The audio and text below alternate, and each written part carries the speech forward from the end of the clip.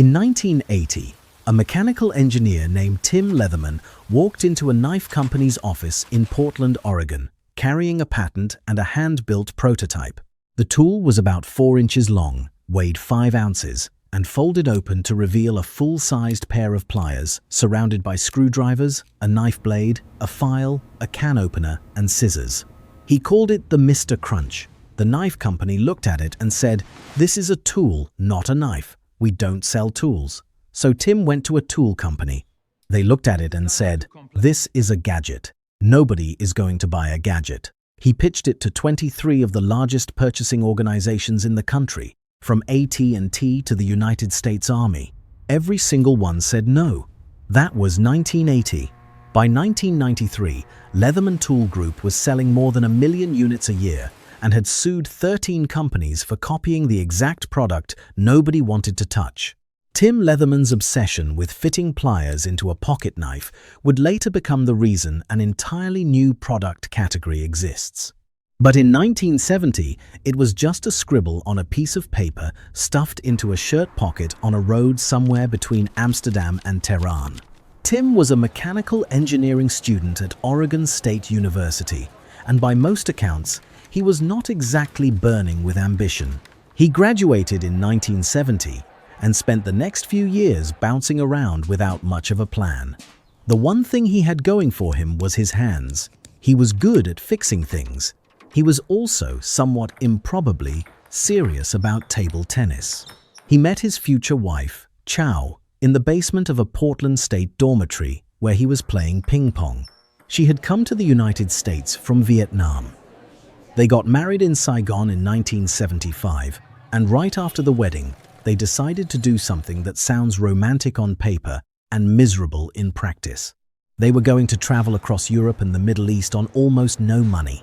They flew into Amsterdam and immediately went car shopping, because hitchhiking across 17 countries seemed like a worse idea than buying something cheap and hoping it would run. They found a used 1969 Fiat 600, paid $300 for it, and pointed it east. If you have never seen a Fiat 600, picture a car roughly the size of a large suitcase with an engine that sounds like a sewing machine having a bad day. This particular one had already lived a full life before Tim and Chow got their hands on it. It broke down constantly. The carburetor needed adjusting in Italy. Hoses leaked somewhere in the Balkans. Bolts rattled loose on potholed roads between countries that did not always have service stations or mechanics or anyone who spoke English nearby. Through Yugoslavia, through Greece, through Turkey, and eventually into Iran, Tim kept the thing alive with whatever he had on him, which was basically a Boy Scout-style pocket knife and a stubbornness that would later define his entire career. The knife could slice bread. It could strip a wire in a pinch. It could pry things apart if you were careful. But every time Tim crawled under that Fiat on the side of some road in Italy or Turkey or Iran, he found himself reaching for a tool the knife could not be. He needed pliers. Actual pliers, with jaws that could grip a nut, pull a hose clamp, bend a piece of metal back into shape. And that thought would not leave him alone. The hotels were not much better than the car. Across Europe and the Middle East, they stayed in the cheapest rooms they could find, and the plumbing in those rooms leaked with alarming consistency. Tim would try to tighten fittings with his pocket knife and get nowhere. He kept wishing for the same thing: pliers. A real pair of pliers, small enough to fit in his pocket, attached to the knife he was already carrying. Somewhere on that trip, probably in a hotel room in Tehran, while Chow was reading and the Fiat was cooling down outside, Tim grabbed a piece of paper and started sketching. The idea was simple. What if the main tool was not a blade, but a pair of pliers? What if the knife, the screwdrivers, the file, the can opener, all of that folded into the handles of the pliers instead of the other way around? Every multi-tool on the market at the time, and there were not many, started with a knife. Tim wanted to start with pliers and build everything else around them. He tucked the sketches into his shirt pocket and kept driving. When Tim and Chow finally made it back to Portland, Oregon, the Fiat had probably earned its retirement 10 times over. Tim told Chow he had an idea. He wanted to build a new kind of tool. He told her to give him a month, just 1 month, and he would have a finished version. It took 3 years. Working in his parents' basement and garage with basic hand tools, including a hacksaw and a file, Tim started trying to turn his road trip sketches into a working prototype. The engineering was trickier than he had expected, fitting full-sized, full-strength pliers into a folding tool that also contained a dozen other implements and still fit comfortably in a pocket required constant redesign. He would build something, test it, find a flaw, take it apart, and start over. The handles had to be strong enough to transfer serious gripping force to the plier jaws while also holding tools that folded out independently. The tolerances were tight, the geometry was unforgiving. He was essentially trying to pack an entire toolbox into a piece of stainless steel that weighed less than a can of soda. While Tim ground away at metal in the garage, month after month, Chow paid the bills. She worked, resettling families fleeing communist Vietnam, which meant the household was running entirely on her income, while Tim chased a dream that, from the outside, probably looked like a hobby that had gone way too far. This went on for years, not months, years. By late 1978, he had something he was proud of, a 5-ounce, 4-inch stainless steel tool that came with large and small screwdrivers, a file, scissors, a can opener, a punch, a ruler, knife blades, and the pliers that popped out when the tool was opened. He called it Mr. Crunch because of the clamping action. In 1980, he filed a patent and received it. United States Patent number 4238862. Tim Leatherman now had a patented invention and a working prototype. All he needed was someone to manufacture it, or at least someone willing to buy the idea. That turned out to be the hardest part of all. Tim took a day job selling welding supplies to keep the lights on and spent every free moment pitching Mr. Crunch to anyone who would listen. He visited knife companies first.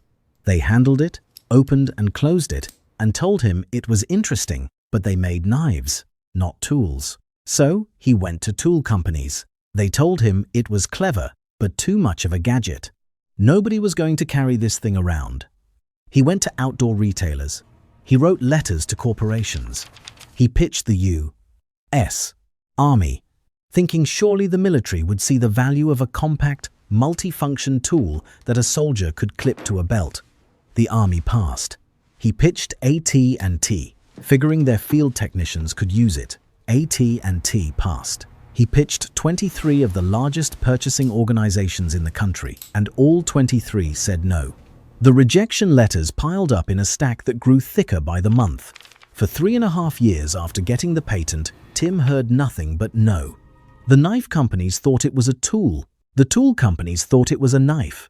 And the big purchasing organizations, the ones with the budgets to make a small manufacturer's career overnight, told him there was simply no demand for something like this. One company after another looked at the most versatile hand tool ever designed and decided it had no market. Think about that for a second.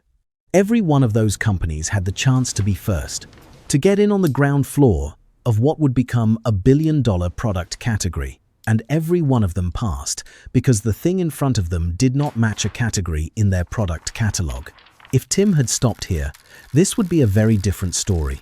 A cautionary tale about a clever invention that never found a market, filed away in the patent office next to a million other ideas that never made it out of a garage.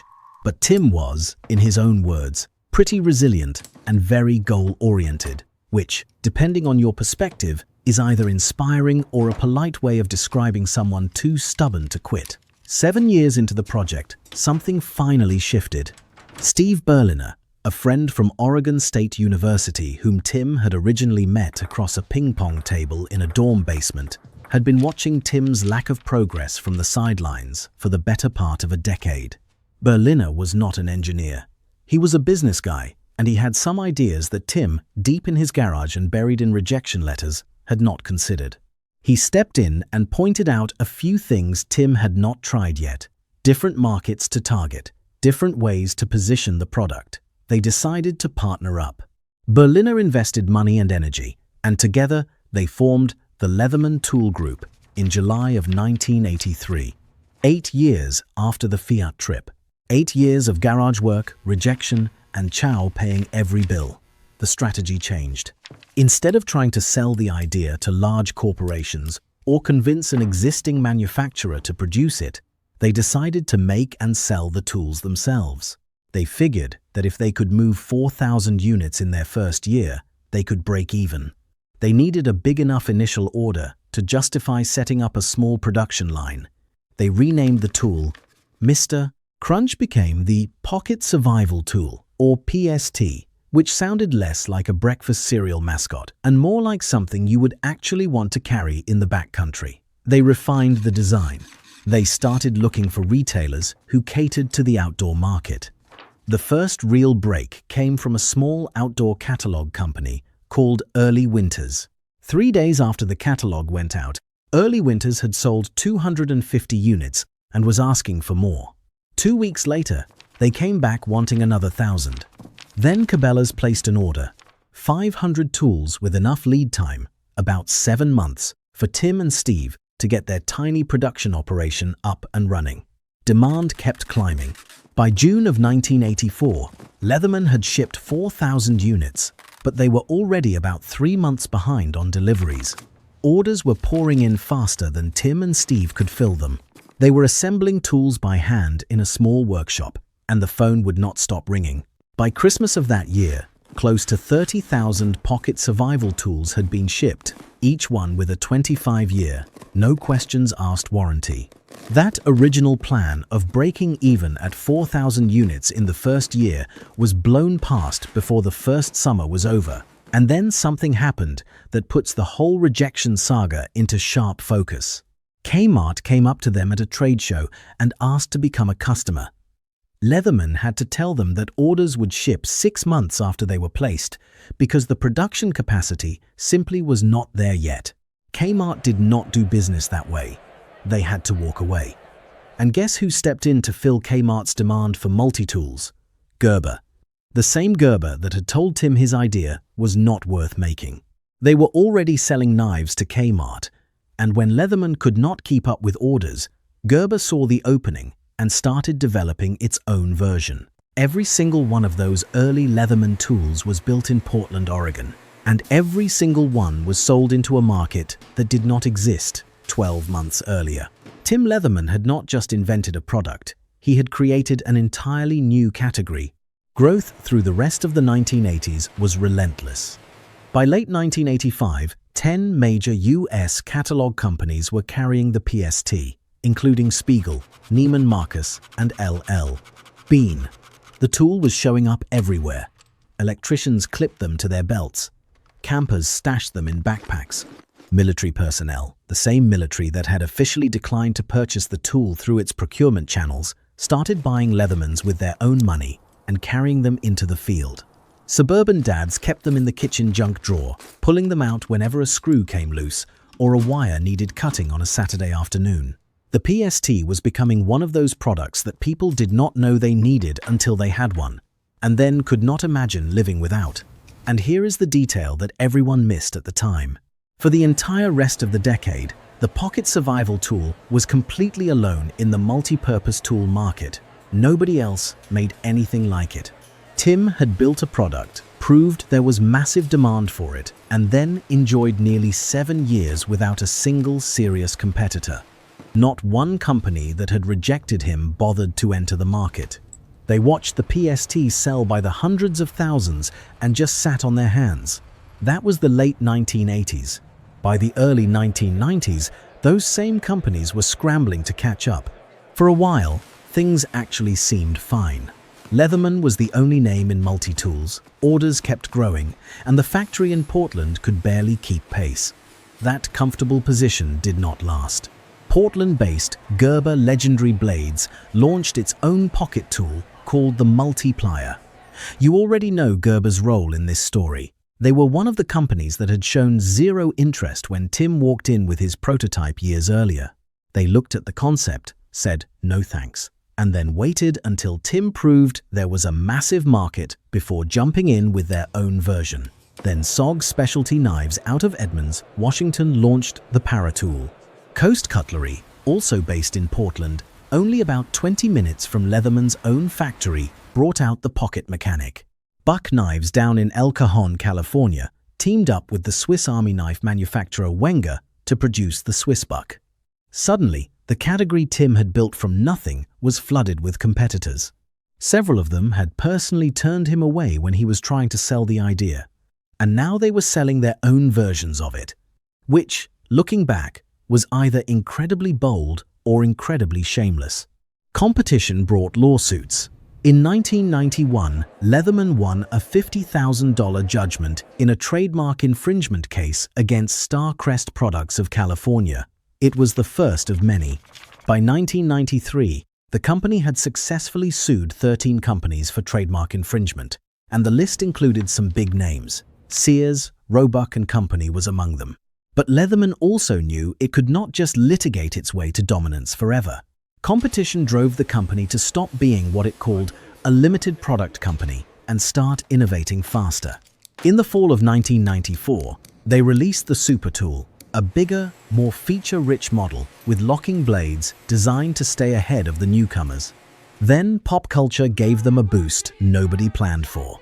In the 1994 film Speed, Keanu Reeves used a Leatherman to pry open elevator doors. The tool started showing up on television shows. On NBC's The Profiler, a character used one to defuse a bomb. On Mad About You, characters stumbled across a Leatherman in a hardware store. You cannot buy that kind of advertising.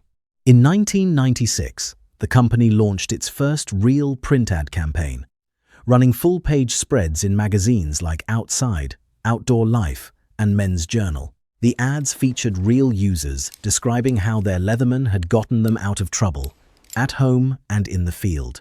That same year, the company had to move into a new building with 24,000 square feet of production space, more than double the size of its previous factory, because they still could not make enough tools. By 1993, Leatherman Tool Group was selling more than 1 million pocket survival tools per year and pulling in upwards of $30 million in annual revenue. But the legal landscape was shifting underneath them. In 1999, the U.S. Circuit Court of Appeals issued a ruling that competitors could faithfully copy Leatherman's tool design without violating trademark laws. The specific shape and configuration of the PST was not protectable as a trademark once the original patents expired. Competitors were free to imitate it. That ruling opened the floodgates. Cheap copies began pouring in, especially from overseas manufacturers. Tim himself acknowledged the challenge in interviews. He pointed out that the knockoffs might cost 1/10 of a Leatherman, but the quality was about 1/20. And then he said something that showed he was thinking further ahead than most people gave him credit for. He said the day was going to come when the price of the knockoffs was 50% of his, and the quality was 80%. That was the real threat, not the junk copies. Leatherman's answer was not to stand still. They could not protect the old design forever, so they built a better one. In 1998, they introduced the Wave, a completely redesigned multi-tool with tools accessible from the outside of the closed handle. That meant you could get to your blade or your screwdriver with one hand, without opening the whole thing up. It sounds like a small change. It was not. It changed how people actually used the tool in the field, on job sites, in emergencies where you only had one free hand. The Wave became a million-unit seller almost overnight and eventually earned the title of the company's best-selling model of all time. More than 10 million Wave units have been sold since its introduction. That single model outsold most of its competitors' entire product lines. By the end of 2001, Leatherman had annual sales of $100 million and had moved more than 20 million tools worldwide. In 2005, they expanded into folding knives. In 2007, they opened their first retail store right next to the factory in Portland. That same year, Tim Leatherman was inducted into the Blade Magazine Cutlery Hall of Fame. And in a detail that Tim almost certainly never imagined while he was cursing at a broken Fiat on a roadside in Turkey, a Leatherman multi-tool traveled to space. NASA astronaut Donald Pettit carried one in his pocket aboard the International Space Station, the same kind of tool that started as a sketch on a scrap of paper in a Tehran hotel room. The company kept pushing. In 2011, Leatherman acquired Lenser, a German flashlight manufacturer. In 2019, they launched the Free series, the biggest redesign since the original PST. The Free featured magnetic architecture that let every tool open with one hand, using nothing but thumb pressure. No more prying blades out with a fingernail. No more needing two hands to find the screwdriver. Head designer Adam Lazenby, who lived on a sailboat and biked to work at the Portland factory, spent 5 years developing it. The project started when a product manager walked into a conference room and told him their patents on the Wave were about to expire and competitors would be free to copy every detail of it. They needed something new, something those competitors could not easily replicate. Smaller, lighter, faster, cheaper. Lazenby later said that brief was basically impossible. He did it anyway. Today, Leatherman produces more than 50 products sold in 82 countries. Their estimated US market share sits at 55%. About 1 in every 11 people in the United States owns a Leatherman multi-tool. The tools have appeared in films like A Quiet Place, on television shows like Battlestar Galactica, and in the toolkits of soldiers, firefighters, electricians, and astronauts. Tom Cruise held one in Oblivion. They still come with that 25-year warranty. They are still built in Portland at a 90,000 square foot factory on Northeast Ainsworth Circle. And the company is still privately held, still independent, still doing things the way Tim wanted them done from the beginning. Tim Leatherman is now in his mid-70s, semi-retired, but not exactly sitting still. He spends some of his time leading public tours of the factory on Northeast Ainsworth Circle, walking visitors through the production floor, where massive presses cut intricate shapes from ribbons of steel with 300 tons of force per stomp. Visitors are often surprised to find out there is an actual Mr. Leatherman and that he is right there, showing them how the tools are made. He still carries a Leatherman, the Charge T, which is the titanium version. When asked about it, he shrugs and says that as the owner, he thinks he has permission to carry the deluxe version. He also travels to company events around the world with a portable engraver, personalizing the tools that fans bring to him. Not everything the company tried worked. There was the Flair, a model designed for the European picnic market that included an olive fork and a pate knife. It flopped. Tim explained it pretty simply. Europeans decided it was not a great idea to change your car's oil 1 minute and then eat off the same tool the next.